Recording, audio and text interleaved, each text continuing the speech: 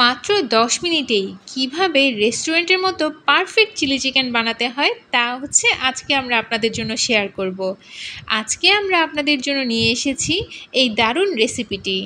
আমরা সচরাচর chilli chicken fried rice কিংবা প্লেন পোলাওর সাথে খেয়ে থাকি। তাহলে চলুন রেসিপি শুরু করা যাক। চিলি চিকেন বানানোর জন্য প্রথমেই আমাদের যে প্রধান উপকরণটি লাগবে তা হচ্ছে চিকেন। হ্যাঁ দর্শক বন্ধুরা, আমি এখানে চিকেনটাকে খুব সুন্দর করে ধুয়ে কেটে পরিষ্কার করে রেখেছি। আপনারা চিলি চিকেন বানানোর সময় অবশ্যই বোনলেস চিকেন নেওয়ার চেষ্টা করবেন। তবে আমি এখানে 2-1টা চিকেনের মধ্যে একটু হাড় রেখেছি। আর এখন আমরা চিকেনটা ম্যারিনেট করব। ম্যারিনেশনের জন্য আমরা প্রথমে ব্যবহার করছি আদা বাটা, রসুন বাটা, সাথে দিয়ে দিচ্ছি লাল মরিচের গুঁড়ো, এবার গোলমরিচের গুঁড়ো, স্বাদ মতো লবণ। আর এখন সসগুলো অ্যাড করব। আমি এখানে লাইট সয়া সস অ্যাড করেছি, সাথে পরিমাণ মতো টমেটো কেচাপ। এবার 1 স্লাইস লেবু নিয়ে তাতে লেবুর রস অ্যাড করে দেব। আসলে চিকেনে লেবুর রসটা আমরা অ্যাড করি যাতে চিকেনের যখন একটু কাঁচা স্মেল থাকে তা যেন না আসে, সেই জন্য। আপনারা চাইলে লেবু নাও দিতে পারেন, কিন্তু লেবুটা দিলে আসলে ভালোই লাগে, সেই জন্য লেবুটা অ্যাড করবেন। আর এখন সব কিছু মিক্স করার পালা। মিক্স মিক্স মিক্স, চলুন মিক্স করে ফেলি সব কিছু। আসলে আপনারা যত ভালো করে চিকেনটা ম্যারিনেট করবেন তত হচ্ছে চিকেনের ভিতরে মশলাগুলো ঢুকবে এবং সেজন্য চিকেনটা খেতেও অনেক মজা হবে। তাই ম্যারিনেশনের সময় অবশ্যই এই দিকটা খেয়াল রাখবেন। আর এখন হচ্ছে আমি 1 চামচ, আমার বড় চামচের মতো হচ্ছে ময়দা দিয়ে দিয়েছি, সাথে একটু কর্নফ্লাওয়ার। খুব বেশি কর্নফ্লাওয়ার ইউজ করবেন না। যদি আপনারা 1 কাপের মতো ময়দা ইউজ করেন তাহলে সেক্ষেত্রে 1 চামচ কিংবা 1.5 চামচের মতো কর্নফ্লাওয়ার ইউজ করবেন। আর এখন আবারও মিক্স করার পালা, আমরা এখন মিক্স করে নিচ্ছি। এই ক্ষেত্রে আমি চিকেনের মধ্যে একটা ডিম অ্যাড করছি। আপনাদের চিকেনের পরিমাণ যদি বেশি থাকে তাহলে অবশ্যই 2টো ডিম অ্যাড করবেন। ডিমটা দেওয়ার পরে যদি আপনারা দেখেন যে চিকেনের গায়ে লেগে আছে এবং ম্যারিনেশনটা পারফেক্ট হয়েছে তাহলে হচ্ছে আপনাদের আর ডিম লাগবে না। কিন্তু যদি আপনাদের কাছে ড্রাই লাগে তাহলে সেক্ষেত্রে আপনারা আরেকটা ডিম এখানে যোগ করে নেবেন। আর এই তো আমার ম্যারিনেশন কমপ্লিট হয়ে গিয়েছে। আমি এগুলোকে 15 মিনিটের জন্য রেস্টে রেখে দিয়েছিলাম। আর এখন আমি এগুলো ফ্রাই করে নিব। প্যানের মধ্যে পরিমাণ মতো তেল দিয়ে তেলটাকে গরম হতে দিলাম। তেল গরম হওয়ার পরে আমি একটা একটা করে চিকেন এখানে দিয়ে দিব।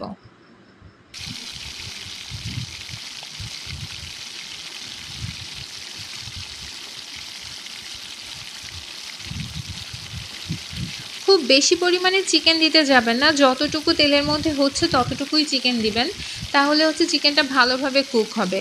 আর এই ক্ষেত্রে অবশ্যই চুলার আঁচটা মিডিয়াম আঁচে রাখবেন, কারণ হাই হিটে যদি রাখেন তাহলে হচ্ছে বাইরের পোর্শনটা কালার চলে আসবে কিন্তু ভিতরের ওরকম কাঁচা থেকে যাবে। তাই হচ্ছে মিডিয়াম হিটে এই চিকেনগুলোকে ভেজে নিতে হবে।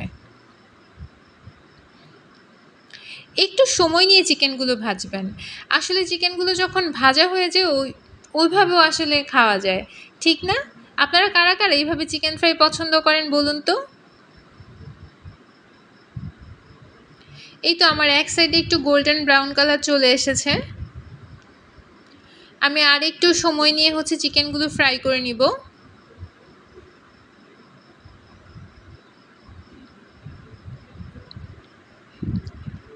আপনারা দেখে হয়তো বুঝতে পারছেন যে আমার চিকেনগুলো আসলে ফ্রাই হয়ে গিয়েছে। আর এখন আমি চিকেনগুলো উঠিয়ে নিব।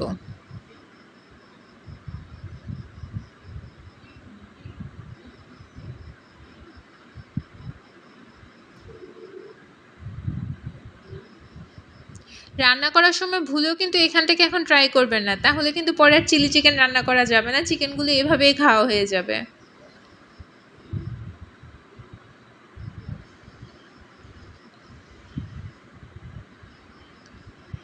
আর এই তো আমার চিকেনগুলো ভাজা হয়ে গিয়েছে। এখন চিকেনগুলো রান্না করার জন্য রেডি হয়ে গিয়েছে। এখন চলুন তাহলে শুরু করি চিলি চিকেন রান্নাটা। চিকেন রান্নায় কিন্তু সবসময় হাই হিটে রান্না করতে হবে, তাই এখন থেকে পুরো রান্নাটাই হাই হিটে করব। আমি সবার প্রথমে তেলটা গরম হতে দিয়েছি এবং এতে আমি পরিমাণ মতো রসুন কুচি দিয়ে দিলাম। রসুনটাকে একটু নেড়েচেড়ে ভেজে নিচ্ছি। এক্ষেত্রে আমি পেঁয়াজ কুচি অ্যাড করে দিয়েছি। পেঁয়াজটাকেও আমি একটু নেড়েচেড়ে ভেজে নিচ্ছি, কিন্তু পেঁয়াজটা অবশ্যই খেয়াল রাখবেন যাতে একদম পুরো ব্রাউন না হয়ে যায়, কারণ আমাদের চিকেনের ক্ষেত্রে পেঁয়াজটা কিন্তু হালকা একটু কচকচে থাকে, একটু কাঁচা ফ্লেভারটা থাকে। এক্ষেত্রে আমি একটু আদা বাটা অ্যাড করে দিয়েছি। আপনারা যদি চান তাহলে আদা কুচিও অ্যাড করতে পারেন।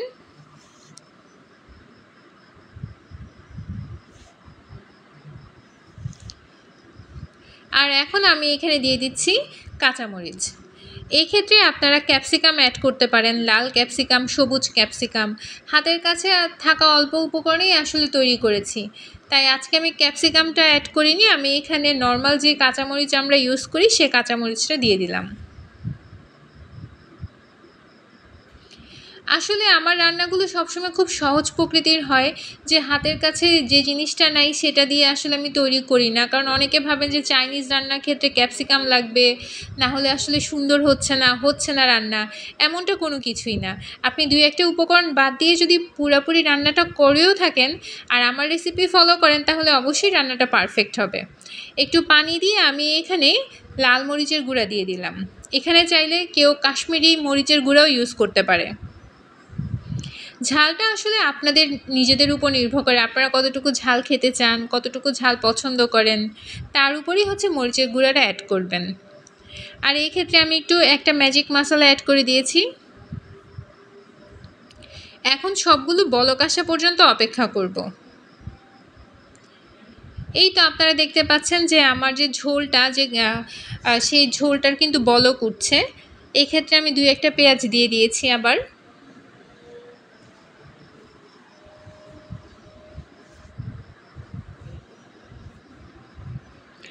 আর এখন আমি এই বলক উঠা যে জিনিসটা রয়েছে তার মধ্যে হচ্ছে চিকেনটা দিয়ে দিব।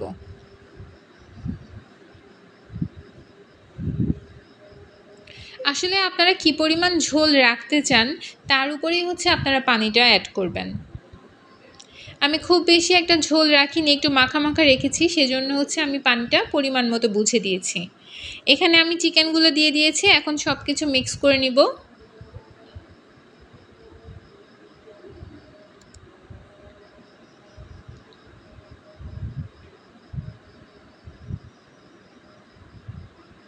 আমি কিন্তু পুরোটা রান্না হাই হিটে করেছি। আমার চুলার আঁচ কিন্তু এখন হাই হিটে ছিল। আর আপনারাও বুঝতে পারছেন আমি কতটুকু ঝোল রেখেছি। এক্ষেত্রে আমরা ঝোলটাকে আরেকটু ঘন করার জন্য আমরা এখানে কর্নফ্লাওয়ার অ্যাড করব। আমি 1 চামচ কর্নফ্লাওয়ারে একটুখানি পানি নিয়ে সেটাকে মিক্স করে তারপর এখানে অ্যাড করছি। ডিরেক্ট কর্নফ্লাওয়ার আবার কেউ দিতে যাবেন না, অবশ্যই কর্নফ্লাওয়ারকে পানির সাথে মিশিয়ে তারপর দিবেন।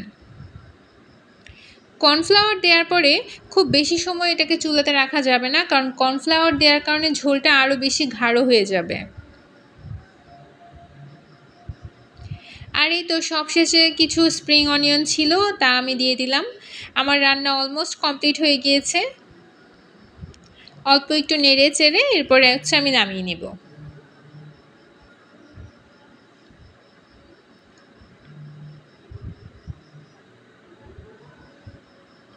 আপনারা অবশ্যই দেখে বুঝতে পারছেন ঘরে থাকা অল্প উপকরণে কিভাবে রেস্টুরেন্টের মতো পারফেক্ট চিলি চিকেন বানানো যায়। তাই সবসময় আপনারাও চেষ্টা করবেন ঘরের উপকরণ দিয়ে রান্না করতে। তাহলে দেখা যায় যে অনেক সময় রেস্টুরেন্টের আমরা দেখে থাকি না ভাজা তেল বা কী দিয়ে রান্না করতেছে আমরা আসলে বুঝি না। তো সে কারণে ঘরের ফুডই হচ্ছে বেস্ট ফুড। তাই সবসময় ঘরে বানাবেন, স্বাস্থ্যসম্মত খাবার খাবেন। আর এই তো this is the final look. আপনারা কে কোথা থেকে কমেন্ট করছেন আমাকে একটু জানাবেন তো, কে কোথায় আছেন, আমার ভিডিও কারা কারা দেখছেন, কেমন লাগছে আপনাদের, কোনো মতামত আছে কি না, আপনাদের কোনো জায়গায় আমাদের ইমপ্রুভ করতে হবে কি না, সব কিছু আমাদেরকে কমেন্ট করতে পারেন। এছাড়া আপনারা আর কী রেসিপি দেখতে চান, যদি নতুন কোনো রেসিপি আপনাদের ফরমাইশ থাকে তাহলে অবশ্যই জানাবেন। আজ এ পর্যন্তই। সবাই ভালো থাকবেন, সুস্থ থাকবেন। আল্লাহ হাফেজ।